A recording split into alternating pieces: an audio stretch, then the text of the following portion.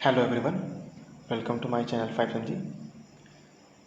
चलिए, एनवायरनमेंट की अगली क्लास में आज हम डिस्कस करेंगे पारिस्थितिक तंत्र पे। ठीक है, समझेंगे पारिस्थितिक तंत्र क्या होता है। ठीक है, और इससे रिलेटेड जितनी भी क्वेरीज जो है उसको आज कंप्लीट करेंगे। चलिए, है ना, जो जो एग्ज़ाम में मेन एग्ज़ाम में जो पूछे भी जाते हैं उस सारे चीज़ों को मैं बीच बीच में आपको बताते रहूँगा कि कौन कौन सा एग्ज़ाम में आ चुका है और इम्पोर्टेंट है। ठीक है, चलिए तो स्टार्ट करते हैं पारिस्थितिक तंत्र से। तो सबसे पहला सवाल ये आता है कि ये पारिस्थितिक तंत्र होता क्या है। ठीक है, चलिए तो सबसे पहले समझिए पारिस्थितिक तंत्र को, है ना। देखिए, ये जो पारिस्थितिक तंत्र है ना, सबसे पहले पारिस्थितिकी वर्ड को समझिए। पारिस्थितिक तंत्र से पढ़ने से पहले पारिस्थितिकी वर्ड को समझिए, क्या होता है पारिस्थितिकी। ठीक है, देखिए, है ना, इकोसिस्टम जिसको बोलते हैं ना, पारिस्थितिकी तंत्र यानी कि इकोसिस्टम।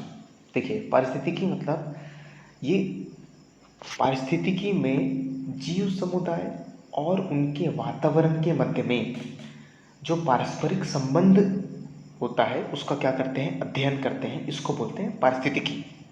ठीक है, पारिस्थितिकी का मतलब क्या होता है, जीव समुदाय, जितने भी जो जीव समुदाय है और उनके आसपास के वातावरण के मध्य में एक पारस्परिक संबंध होता है, उसका क्या करते हैं, अध्ययन करते हैं। उसी को बोलते हैं पारिस्थितिकी।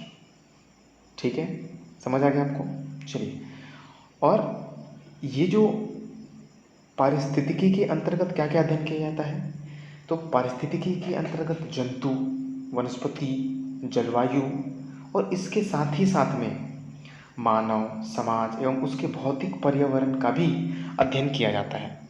ठीक है, यहाँ पे मेंशन किया हुआ है, देखिए यहाँ पे कि विभिन्न जीवों एवं वातावरण की मिलीजुली इकाई, क्या लिखा है, देखिए, विभिन्न जीवों एवं वातावरण की मिलीजुली इकाई पारिस्थितिक तंत्र कहलाती है।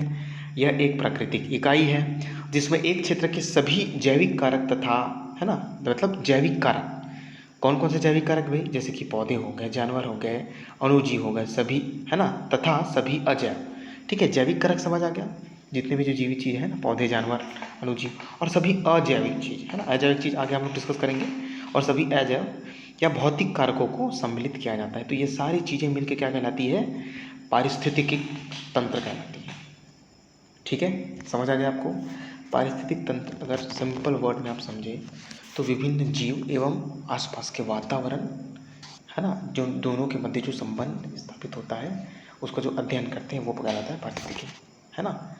और दोनों के जो बीच में जो संबंध होता है वो कहलाता है पारिस्थितिक तंत्र यानी कि इको सिस्टम। ठीक है, समझ आ गया। चलिए, है ना, अगर इसके रूपरेखा की बात करें तो जैसे जलवायु हो गया, है ना, जलवायु, जंतु, वनस्पति, मिट्टी, ये सारी चीज़ें आपस में मिलकर क्या कहलाती है, पारिस्थितिक तंत्र। ठीक है भाई, मान के चलिए व्यक्ति है, जैसे कोई भी मान के चलिए व्यक्ति है, तो बिना वातावरण के, बिना ऑक्सीजन के, बिना समाज के, बिना पौधे के जीवन संभव है क्या, नहीं संभव है। ठीक है, उसके लिए एक क्या होता है, एक पारिस्थितिक तंत्र की जरूरत पड़ती है जिससे हम पौधों पर डिपेंड रहें, है ना, डिपेंड होता है ना। जैसे सबसे पहले क्या होता है, उत्पादक होता है। ठीक है, उत्पादक यानी कि जो भोजन बनाते हैं, जैसे पौधे, पौधे क्या करते हैं, भोजन बनाते हैं, है ना, पौधे भोजन बनाते हैं आपके। ठीक है, पौधों पे कौन डिपेंड रहता है, पौधे पर डिपेंड रहता है मनुष्य यानी कि प्राथमिक उपभोक्ता जिसको बोलते हैं हम। ठीक है, तो ये डिपेंड किस पे हुआ, उत्पादक पे। ठीक है, तो ये भी क्या है, एक पारिस्थितिक तंत्र है। अब ये जो फसल हुआ, सॉरी, ये जो फसल हुआ, फसल को कौन खाया, प्राथमिक उपभोक्ता यानी कि हम। हमको कौन खाएगा, मांसाहारी जीव खाएंगे। ठीक है, तो ये देखिए, ये सारी चीज़ें मिलकर क्या कहलाती है, पारिस्थितिक तंत्र। मैं आपको एज एग्जाम्पल मैं आपको समझाने की कोशिश कर रहा हूँ। ठीक है, जो जैविक घटक जो है ये क्या है, पारिस्थितिक तंत्र के जैविक घटक है। ठीक है, अजैविक में भी हम लोग आएंगे। तो आई होप आपको ये समझ आ गया होगा पारिस्थितिक तंत्र क्या होता है ना। तो विभिन्न जीवों एवं वातावरण की मिलीजुली इकाई क्या कहलाती है, पारिस्थितिक तंत्र कहलाती है। अभी इसकी विशेषताएं पर चर्चा करते हैं, क्या क्या विशेषताएं होती है पारिस्थितिक तंत्र की, है ना, विशेषताएं। ठीक है, चलिए, पारिस्थितिक तंत्र में क्या क्या होता है देखिए। तो पारिस्थितिक तंत्र सभी प्राणियों, है ना, पारिस्थितिक तंत्र सभी प्राणियों, पौधों, जंतुओं एवं उसके भौतिक परिवेश की समग्र का क्या है, योग है। जाहिर सी बात है, डिफरेंस में हम लोगों ने पढ़ा। पारिस्थितिक तंत्र की संरचना में कौन कौन से चीज़ आते हैं, तो जैविक घटक, अजैविक घटक एवं ऊर्जा। मैंने आपको बताया अभी, जैविक घटक, अजैविक घटक भी आते हैं। अब जैविक घटक और अजैविक घटक क्या क्या होते हैं, कौन कौन से होते हैं, मैं आगे डिस्कस करेंगे इस पर। आगे आइए विशेषता पे, पारितंत्र के समस्त अवयव एक ही आवास को बांटते हैं। ठीक है भाई, ऐसा नहीं है कि आप रहेंगे वहाँ पे, कोई पौधा या फिर कोई भी जीव जंतु नहीं रह सकते, है ना। सभी आवास को क्या करते हैं, बांटते हैं, सभी एक साथ रहते हैं। ठीक है, एक साथ का मतलब है आसपास वातावरण में तो रहते ही है। ठीक है, आगे विशेषता है, पारिस्थितिक तंत्र के संगठन में अंतःक्रिया होती है और विभिन्न जीव जो है वो पारस्परिक क्रियाएं करते हैं। चाहे वो अजैविक घटक की बात हो, चाहे जैविक घटक की बात हो। अजैविक घटक में आपका तापमान, जलवायु, ये सब भी आता है। ठीक है, तो हम भी तापमान, जलवायु, ये सबसे इफेक्ट होते ही है। ठीक है, चलिए आगे विशेषताएं पे आते हैं। एक परितंत्र में अनेक खाद्य जाल की क्या होती है, श्रृंखला होती है। ठीक है भाई, सरवाइव करने के लिए किसकी, फूड की ज़रूरत पड़ती है ना, एक खाने की ज़रूरत पड़ती है। और खाने के लिए अलग अलग तरीके से जितने भी जो जीव जंतु हैं वो अपने खाने का बंदोबस्त करते हैं, वो चाहे खाद्य श्रृंखला के तरीके से। ठीक है, तो ये क्या है, पारितंत्र में अनेक खाद्य जाल की एक श्रृंखला होती है। आगे डिस्कस करेंगे इस पर, एक टॉपिक है आपका खाद्य श्रृंखला। ठीक है, पारिस्थितिक तंत्र विभिन्न ऊर्जा से संचालित होती है, जिसमें सौर ऊर्जा सर्वाधिक महत्वपूर्ण है।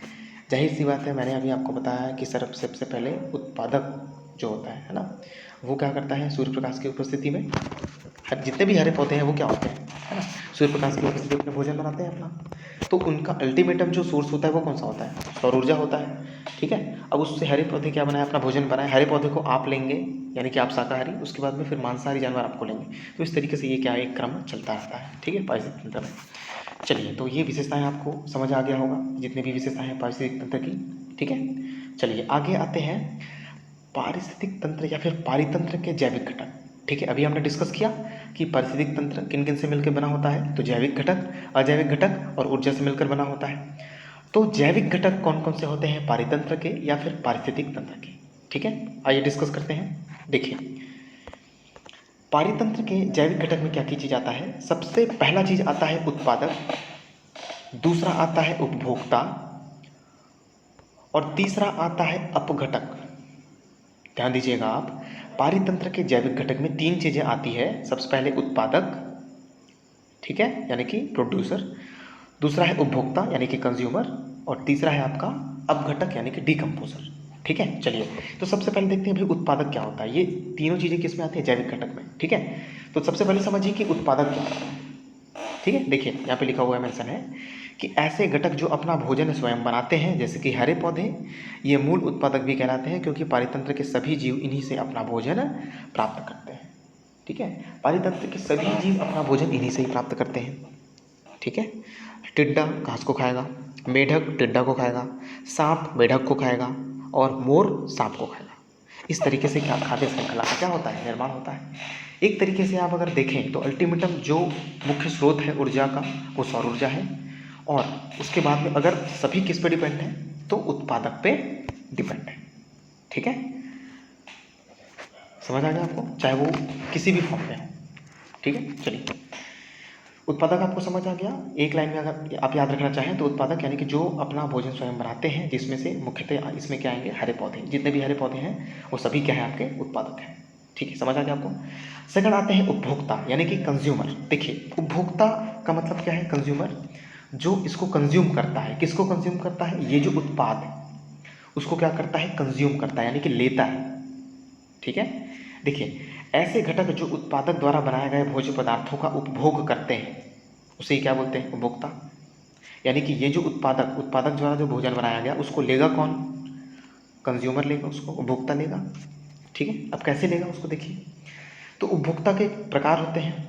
तो सबसे पहला प्रकार है इसमें प्राथमिक उपभोक्ता। प्राथमिक उपभोक्ता इसमें क्या होता है, देखिए प्राथमिक उपभोक्ता, तो इसके अंतर्गत वे सभी जीव आते हैं जो हरे पौधे या उसके भाग को खाते हैं।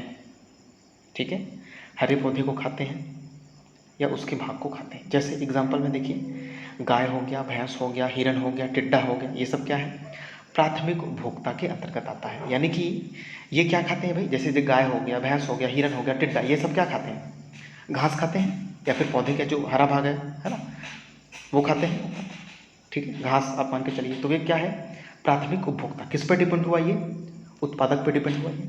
ठीक है, आइए अगला आते हैं द्वितीयक उपभोक्ता। देखिए द्वितीयक उपभोक्ता में क्या आता है, इसके अंतर्गत वे सभी जीव आते हैं जो प्राथमिक उपभोक्ता को भोजन के रूप में ग्रहण करते हैं। प्राथमिक उपभोक्ता अपना भोजन कहाँ से लिया, उत्पादक से। द्वितीयक उपभोक्ता अपना भोजन कहाँ से लेगा, प्राथमिक उपभोक्ताओं से। ठीक है, देखिए रिवर्स प्रोसेस चल रहा है ना। इसके अंतर्गत भी सभी जीव आते हैं जो प्राथमिक उपभोक्ताओं को भोजन के रूप में ग्रहण करते हैं। एग्जाम्पल देखिए, लोमड़ी हो गया, भेड़िया हो गया, मोर हो गया। मैंने कहा आपको कि घास को सबसे पहले कौन खाया है, घास को कौन खाया भाई, गाय खाया। गाय को कौन खा रहा है, लोमड़ी या भेड़िया खा रहा है। ठीक है, तो एक देखिए यहाँ पे खाद्य श्रृंखला का निर्माण हो रहा है कि नहीं हो रहा है। ठीक है, तो समझ आ गया द्वितीयक उपभोक्ता। तृतीयक उपभोक्ता में क्या होता है, इसके अंतर्गत वे सभी जीव आते हैं जो द्वितीयक उपभोक्ताओं को भोजन के रूप में ग्रहण करते हैं। देखिए द्वितीयक उपभोक्ता डिपेंड था प्राथमिक पे, अब तृतीयक डिपेंड होगा द्वितीयक पे। ठीक है, और द्वितीयक उपभोक्ता में जैसे क्या क्या आएगा, बाघ आएगा, चीता आएगा, शेर आएगा। फिर से मैं आपको एग्जांपल के थ्रू आपको समझाने की कोशिश करता हूँ। घास को सबसे पहले कौन खाया, गाय। गाय को कौन खाया, लोमड़ी। अब लोमड़ी को कौन खाएगा, बाघ, चीता या शेर खाएगा। ठीक है, उसके बाद में देखिए उच्च उपभोक्ता। उच्च उपभोक्ता में क्या होता है, इसके अंतर्गत वे सभी जीव आते हैं जो सभी बड़े जीवों को मारकर खाते हैं। अब बड़े जीवों को मारकर खाते हैं तो बड़े जीव कौन कौन से, यानी कि यही जो तृतीयक उपभोक्ता है, बाघ, चीता, शेर, ये सब क्या है, बड़े उपभोक्ता हैं। उनको मारकर खाते हैं तो कौन कौन खा सकते हैं, है ना। जैसे आपका बाघ हो गया, ठीक है, बाघ हो गया, आपका चीता हो गया, शेर हो गया, है ना। इन सबको जैसे गिद्ध खाता है, तो ये सब क्या हो गया, उच्च उपभोक्ता हो गए ये सब। ठीक है, चलिए उसके बाद में आते हैं सर्वाहारी। अब सर्वाहारी में हम मनुष्य को रखते हैं सर्वाहारी, क्योंकि मनुष्य जो है वो सभी को खाता है। ठीक है, मनुष्य चमगादड़ को भी खा सकता है ना। प्रेजेंट में आप देख सकते हैं। चलिए, है ना, तो मनुष्य क्या है, एक सर्वाहारी का उदाहरण है, क्योंकि यह प्राथमिक द्वितीयक प्रकार का क्या है, एक उपभोक्ता है। ठीक है, मनुष्य प्राथमिक और द्वितीयक प्रकार का क्या है, उपभोक्ता है, इसलिए इसे हम सर्वाहारी में रखते हैं। तो ये सारी चीज़ें जो है ये पारितंत्र के जैविक घटक का निर्माण करती हैं। ठीक है, आपको ये समझ आ गया जैविक घटक में क्या किया जाता है पारितंत्र में। ठीक है, आइए अब जैविक घटक में एक चीज़ बच गया, एक उत्पादक हो गया, दूसरा हो गया उपभोक्ता। एक चीज़ बच गया क्या, अपघटक। अपघटक पे डिस्कस करते हैं। चलिए, तो अपघटक यानी कि डीकम्पोजर, जिस प्रोसेस को हम क्या बोलते हैं, अपघटन प्रोसेस बोलते हैं। ठीक है, ये एक्चुअल में अपघटक लिखा हुआ है यहाँ पे। ठीक, अपघटक है। चलिए, अब अपघटक का मतलब क्या होता है, देखिए कि ऐसे घटक जो मरे हुए उपभोक्ता को अपघटित कर उन्हें भौतिक तत्वों में परिवर्तित कर देता है ना। मरे हुए उपभोक्ताओं का मतलब है, जैसे कि मान के चलिए उच्च उपभोक्ता को हम लेते हैं। उच्च उपभोक्ता यानी कि आप गिद्ध मान के चलो, शेर, बाघ, चीता मान के चलो आप। अब वो उनका भी तो एक ना लाइफ टाइम होगा ना उनका, कि एक सीमा तक जिएंगे, उसके बाद में वो भी क्या होंगे, मर जाएंगे। अब उनके मरने के बाद में उन पर डिपेंड कौन रहेगा, तो ये अपघटक उन पर क्या रहेंगे, डिपेंड रहेंगे। ये जो डीकम्पोजर जो रहेगा उस पर क्या रहेगा, डिपेंड रहेगा। ये क्या करता है, डीकम्पोजर मरे हुए उपभोक्ताओं को अपघटित करता है, यानी कि उन्हें तोड़ता है और भौतिक तत्वों में परिवर्तित कर देता है, उसी मिट्टी में मिला देता है। ठीक है, तो ये क्या कहलाते हैं, अपघटक कहलाते हैं। जैसे कि जीवाणु, कवक, ये सब सारी चीज़ें जो हो गई, ये क्या है, अपघटक है। इन्हें मृतपोषी भी कहा जाता है। ठीक है, जो मरे हुए उनसे क्या करते हैं, ये पोषण लेते हैं, इसलिए इसे मृतपोषी भी कहा जाता है। आपको ये समझ आ गया होगा अपघटक। ठीक है, एक बार एग्जाम में एक क्वेश्चन बना था, ये जितने भी जो क्वेश्चन बना था, एक पर्टिकुलर एक जैसे चींटी जो है, ठीक है, तो चींटी क्या होती है, देखिए चींटी शाकाहारी भी होती है, मांसाहारी भी होती है, तो ये सर्वाहारी की श्रेणी में आएगा, एग्जाम में पर पूछा गया है। ठीक है, चलिए, तो पारितंत्र के जैविक घटक आपको समझ आ गया। जैविक घटक में हमने 3 चीज़ों पर डिस्कस किया, उत्पादक, उपभोक्ता और अपघटक। अब पारिस्थितिक तंत्र के अजैविक घटक पर चर्चा करते हैं कि अजैविक घटक के अंतर्गत क्या क्या चीज़ आता है। चलिए, तो सबसे पहला चीज़ आता है इसमें अकार्बनिक पदार्थ।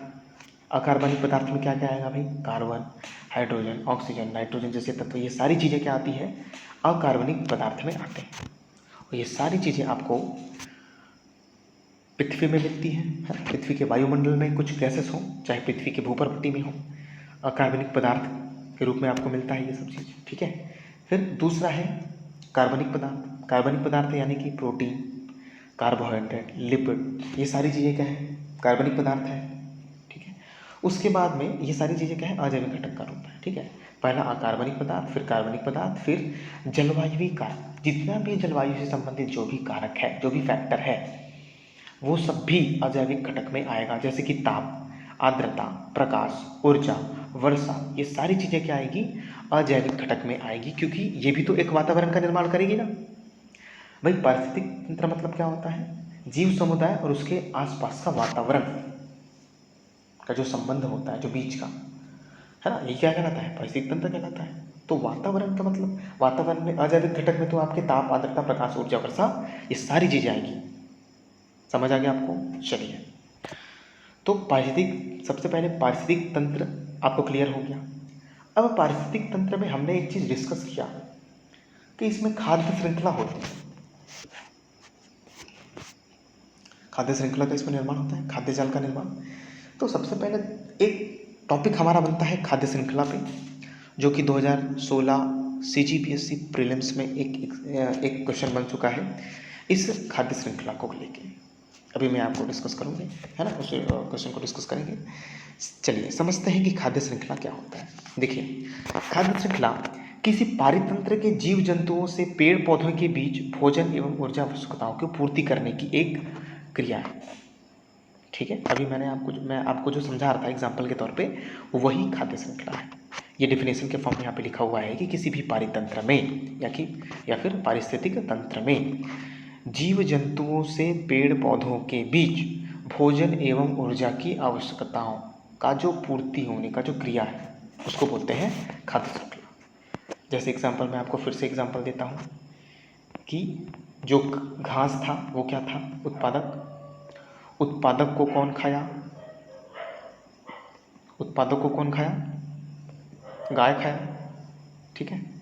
उत्पादक को गाय खाया। गाय को कौन खा रहा है भाई? लोमड़ी खा रहा है, ठीक है। लोमड़ी को कौन खा रहा है? शेर खा रहा है। तो ये देखिए, तो ये जीव जंतु से पेड़ पौधे के बीच, भाई ये जितने भी जीव जंतु हैं वो अपना भोजन के लिए किस पर डिपेंड है? सबसे पहले तो उत्पादक की उनको जरूरत पड़ती है। तो जीव जंतुओं से पेड़ पौधों के बीच भोजन एवं ऊर्जा की जो आवश्यकता की जो पूर्ति है ना, यही क्रिया क्या कहलाती है? खाद्य श्रृंखला कहलाती है। समझ आ गया आपको? चलिए, तो वनस्पति एवं जीव जंतुओं में के बीच में ऊर्जा का रूपांतरण इसी प्रकार से होता है, ठीक है। चलिए, कुछ खाद्य श्रृंखला के जो प्रकार है वो आपको याद होना चाहिए कि इसका जो है ना, वे जो है वो किस ओर से किस ओर जाता है। चलिए, खाद्य श्रृंखला के प्रकार में सबसे पहले डिस्कस करते हैं परभक्षी खाद्य श्रृंखला। यह श्रृंखला पौधों से प्रारंभ होकर छोटे से बड़े जीवों की ओर जाती है।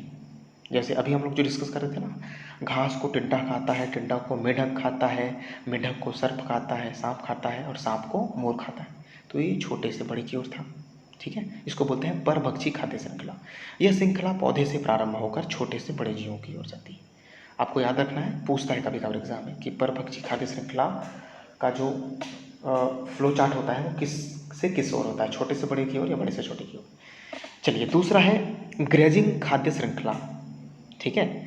इसमें हरे पौधे से प्रारंभ होकर शाकाहारी एवं मांसाहारी जंतुओं की ओर जाती है।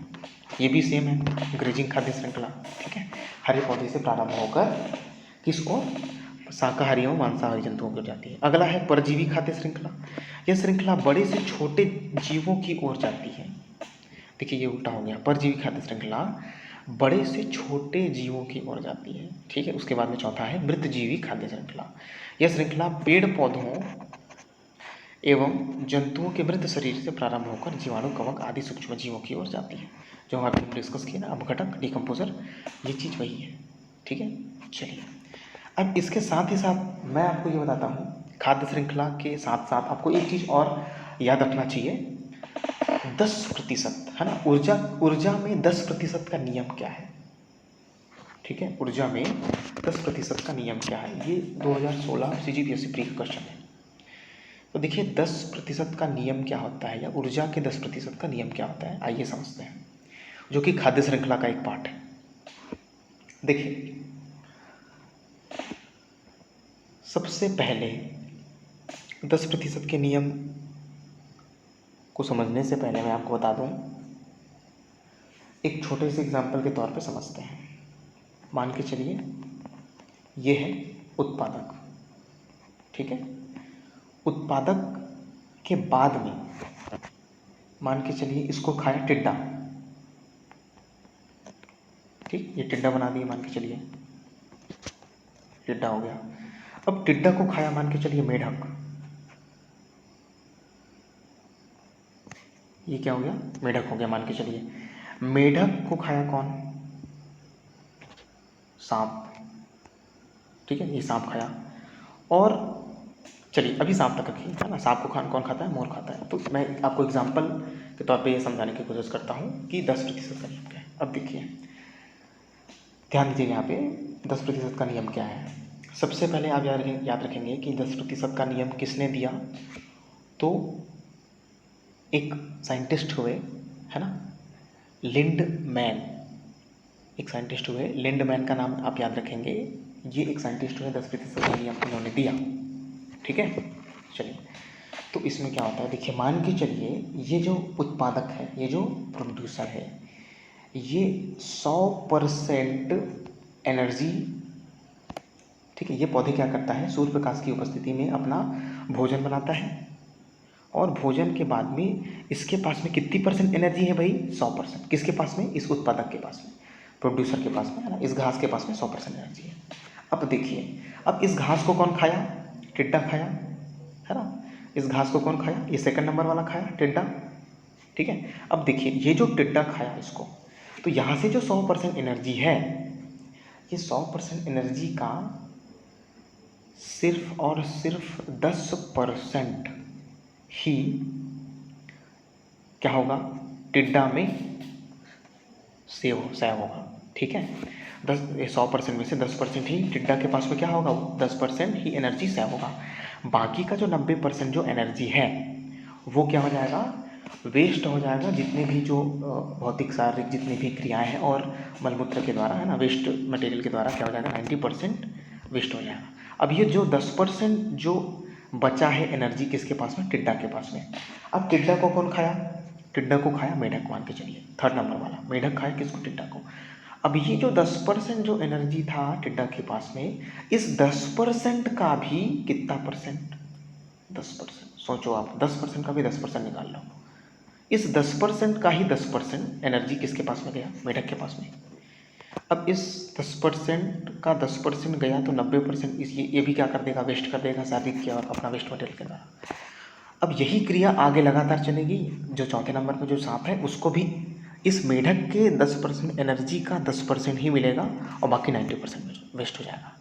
यानी कि आप देखते जा रहे हैं कि जितनी लंबी ये खाद्य श्रृंखला होगी उतना ही ऊर्जा का प्रसार बहुत ही कम होता जाएगा, ठीक है। देखो देखो भाई, यहाँ पे ये 100% था, फिर 100% से 10% में, अब ये 10% का भी 10% और ये 10% का भी अब 10%, तो ऊर्जा का स्तर किस तरीके से घटता जा रहा है। इसी को कहते हैं 10% का नियम, जो कि 2016 CGPSC में आ चुका है। तो आपको याद रखना है कि 10% का नियम क्या है, ऊर्जा प्रवाह दर्शाता है ये खाद्य श्रृंखला के बीच में। समझ आ गया आपको। चलिए अब अगला आते हैं, हमारा जो ये सब हेडिंग है, पारिस्थितिक तंत्र में ऊर्जा का प्रवाह एवं रूपांतरण। तो पारिस्थितिक तंत्र में ऊर्जा का प्रवाह किस तरीके से होता है और रूपांतरित किस तरीके से होता है वो डिस्कस करते हैं। देखिए पारिस्थितिक तंत्र की क्रियाशीलता ऊर्जा प्रवाह एवं भोजन श्रृंखला द्वारा संचालित होती है। भाई पारिस्थितिक तंत्र चलेगा कैसे, हम कैसे चल रहे हैं, हम ये दुनिया कैसे चल रही है, तो इसका एक सोर्स है सबसे पहले एनर्जी किससे मिलेगा, खाने से मिलेगा, खाद्य श्रृंखला से मिलेगा, है ना। और खाद्य श्रृंखला से मिलेगा तो उसका मेन सोर्स क्या है, खाद्य श्रृंखला का मेन सोर्स है एनर्जी, ठीक है। अब एनर्जी कहाँ से मिल रहा है भाई? तो सबसे पहले एनर्जी का जो मेन सोर्स है, अल्टीमेटम जो फैक्टर है, वो है कौन? सन, सूर्य, ठीक है। तो यहाँ पे लिखा हुआ है ना, पारिस्थितिक तंत्र की क्रियाशीलता ऊर्जा प्रवाह एवं भोजन श्रृंखला द्वारा संचालित होती है और सूर्य ऊर्जा का अप्रतिम क्या है? स्रोत है। सूर्य अल्टीमेटम स्रोत है, आपको बताया मैं, रिसोर्स है आपका सूर्य ऊर्जा। सूर्य ऊर्जा से ही प्रोड्यूसर अपना खाना बनाते हैं और प्रोड्यूसर से जितने भी जो कंज्यूमर हैं, चाहे वो प्राथमिक, द्वितीयक, तृतीयक, उच्च या फिर सर्वाहारी जितने भी हो गए, वो सब डिपेंड रहते हैं, ठीक है। तो ये जो सौर ऊर्जा है ना, तो सौर ऊर्जा का प्रकाश संश्लेषण के माध्यम से उपयोग कर प्राथमिक उत्पादकों द्वारा कार्बनिक पदार्थों का उत्पादन किया जाता है और इससे उत्पादित ऊर्जा का प्रयोग, मैंने अभी जो आपको बताया, कंज्यूमर के द्वारा किया जाता है, ठीक है। तो आपको समझ आ गया होगा पारिस्थितिक तंत्र में ऊर्जा का प्रवाह एवं रूपांतरण किस तरीके से होता है। सबसे पहले हरे पौधे अपना भोजन बनाते हैं सूर्य प्रकाश की उपस्थिति में सौर ऊर्जा द्वारा, ठीक है, और यही भोजन जो है वो आगे कंज्यूमर्स को सप्लाई होता है। चलिए आगे आते हैं हम इसी कड़ी में पदार्थ चक्र के बारे में, ठीक है। चलिए अब ये पदार्थ चक्र क्या होता है, आइए समझते हैं। देखिए, उत्पादों या हरे पौधों द्वारा वातावरण से भिन्न, है ना, विभिन्न खनिज या पदार्थ ग्रहण और वापस लिया जाता है। इस दौरान कुछ वातावरणीय परिघटनाएं होती है जो एक साथ मिलकर चक्रीय रूप में बनते हैं, जिस पदार्थ को, है ना, जिसे पदार्थ चक्र कहा जाता है। यह अनेक स्वरूपों में संपन्न होता है, जैसे ऑक्सीजन चक्र, कार्बन चक्र, हाइड्रोजन चक्र, जल चक्र, ये सभी चक्र होते हैं, ठीक है। पदार्थ चक्र यानी कि ऑक्सीजन चक्र, कार्बन चक्र, हाइड्रोजन चक्र, जल चक्र। अब होता क्या है, देखिए कि उत्पाद हो गए या हरे पौधों द्वारा वातावरण से विभिन्न खनिज पदार्थ ग्रहण और वापस ले जाता है। भाई आपको पता है कि पौधे में जाइलम, ठीक है, जाइलम द्वारा क्या होता है, नीचे से, है ना, जड़ से जाइलम द्वारा क्या होता है, पानी ऊपर पहुंचाया जाता है पत्तियों तक, और फ्लोएम द्वारा वो जो भोजन जो बनता है हरे पौधे में, उसको पौधे के सभी अंगों में पहुंचाया जाता है। तो ये जितना भी जो खनिज पदार्थ ग्रहण और वापस किया जा रहा है, इस दौरान कुछ वातावरण में क्या होती है, परिघटनाएं होती है, और ये एक साथ मिलकर चक्रीय रूप क्या करते हैं, बनाते हैं। इसे ही हम बोलते हैं पदार्थ चक्र। और ये अनेक स्वरूपों में संपन्न होता है, जैसे कि ऑक्सीजन चक्र, कार्बन चक्र, हाइड्रोजन चक्र और जल चक्र। इसमें से एक हम डिस्कस करेंगे, ऑक्सीजन चक्र, जो कि बहुत महत्वपूर्ण है। ऑक्सीजन चक्र यानी कि वातावरण में ऑक्सीजन किस तरीके से सप्लाई होता है, ठीक। जैसे कि आपको पता है ऑक्सीजन मुक्त अवस्था में वायुमंडल में कितना प्रतिशत है, 21% है। मैंने आपको बताया था वायुमंडल में सबसे ज़्यादा प्रतिशत कितना है, किसका है, नाइट्रोजन का 78%। उसके बाद में सेकंड नंबर पे है आपका ऑक्सीजन का अराउंड 21%। चलिए, तो आपको पता है मुक्त अवस्था में वायुमंडल में है। अब यह जल में भी घुलनशील अवस्था में मौजूद रहता है, आपको पता है, ठीक है, जिसके द्वारा जो जलीय जीव जो है ऑक्सीजन का प्रयोग कर श्वसन में करते हैं, जितने भी जैसे मछली हो गई, ये सब सारी चीज़ें, है ना। अब इसके बदले वातावरण को कार्बन डाइऑक्साइड देते हैं। जलीय जीव हो चाहे स्थलीय जीव हो, यानी कि हम, है, मतलब जितने भी जो मनुष्य हैं या फिर और भी जीव जंतु हैं, वो ऑक्सीजन ग्रहण करते हैं और वातावरण में कार्बन डाइऑक्साइड क्या करते हैं, छोड़ते हैं। तो यह जो कार्बन डाइऑक्साइड है, पौधों द्वारा क्या किया जाता है, इसका प्रयोग किया जाता है, और इसके बदले में वातावरण में ऑक्सीजन को क्या किया जाता है, मुक्त किया जाता है। तो इसी तरह पारिस्थितिक तंत्र में निरंतर ऑक्सीजन का संचरण बना रहता है। तो ये तो बहुत ही सिंपल आपका है ऑक्सीजन चक्र, आपको याद रखना है, ठीक है। आपको समझ आ गया ऑक्सीजन चक्र क्या होता है, ठीक है। CO2 और O2 का क्या होता है, सर्कुलेशन, ठीक है। जितने भी जो स्थलीय जीव हैं, मनुष्य, जीव जंतु या फिर जलीय जीव के द्वारा कार्बन डाइऑक्साइड छोड़ी जाती है, उस कार्बन डाइऑक्साइड का यूज़ हरे जो जितने भी जो पेड़ पौधे हैं वो करते हैं, और CO2 का यूज़ करके वो कार्बन डाइऑक्साइड जो छोड़ते हैं वो है ना, सॉरी, जो कार्बन डाइऑक्साइड का यूज़ करके वो जो ऑक्सीजन छोड़ते हैं, उस ऑक्सीजन का यूज़ हम करते हैं। तो इस तरीके से वातावरण में ऑक्सीजन क्या होता है, बैलेंस होता है ना।